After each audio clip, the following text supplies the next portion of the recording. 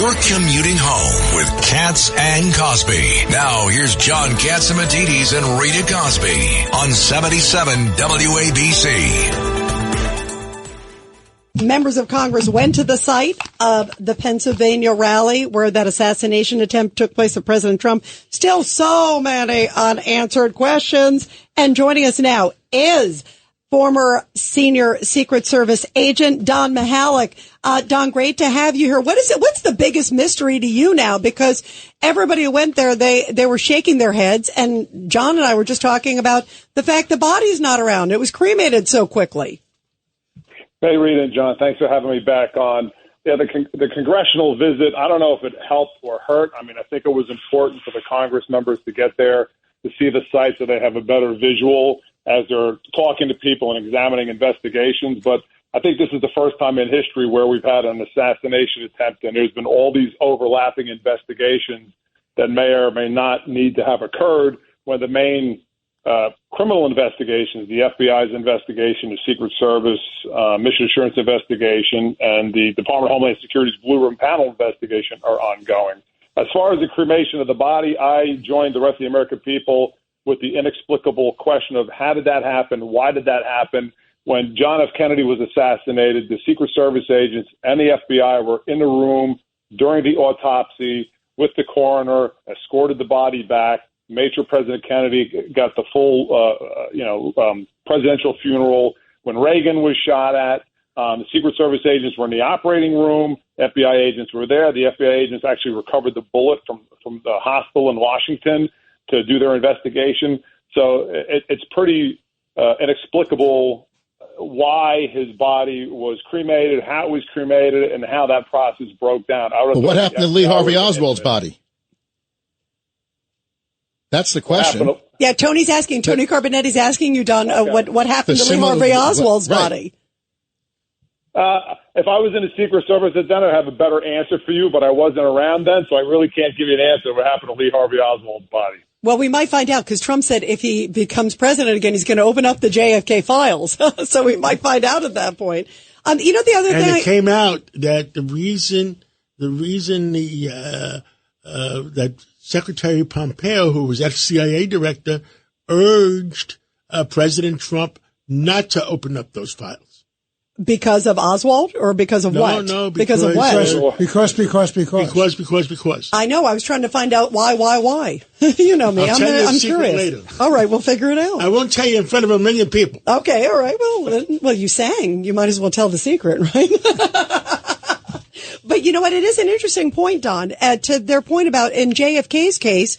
You know, you look at all the things and like they go back and there could be new evidence. I'm also thinking there could be residues on his body. I mean, there's a million things. You know, it was fascinating, Don, too, yesterday, Corey Mills. There's two, members of Congress who have sniper experience. One of them is Corey Mills of Florida. The other one is Eli Crane. And they did their own sort of forum yesterday on Capitol Hill. And both of them said there are still so many unanswered questions. And they are raising the specter of other people potentially helping the gunman, other entities.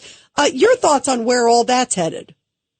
I think the whole conjectures of conspiracy theories are problematic because there's nothing to substantiate them now because there is no facts to support any of that. I think that sort of ruins the target scope. I can appreciate what they were saying, but I think the focus needs to be on the facts and what happened. And right now, the perpetrator was Crook.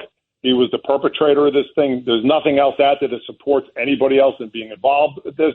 Granted, we don't know what's in his encrypted text. That's what I was going to say. Foreign apps. What about the foreign apps, Don?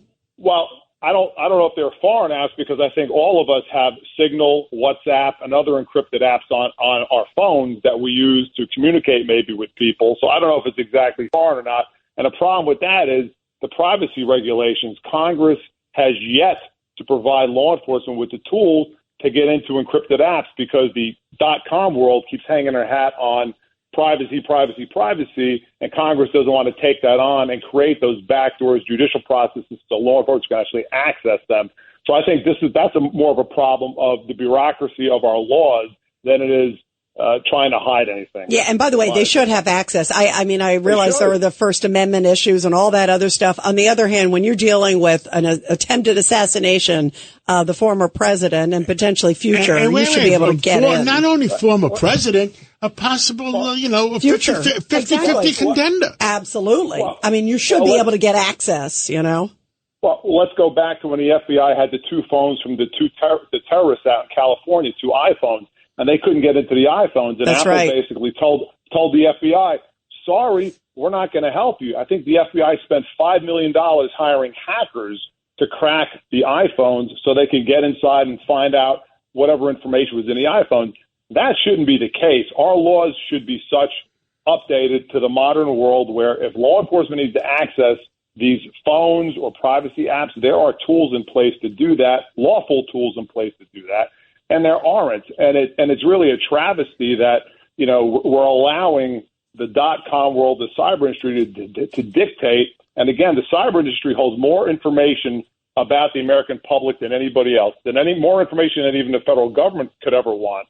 Google, Facebook, and all of them have every bit of information, every keystroke, every picture we post, everything. And it's a shame that they're controlling our access to that information, even for legitimate law enforcement purposes.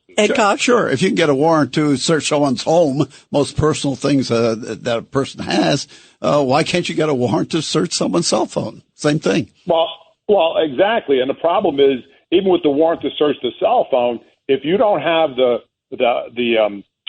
password or something to get into the cell phone, if a suspect says, figure it out, law enforcement is at a standstill. They can't get into some of these devices because of the privacy things. And the .com world, the cyber industry, has basically taken the approach of it's privacy. It's a privacy issue. We're not helping.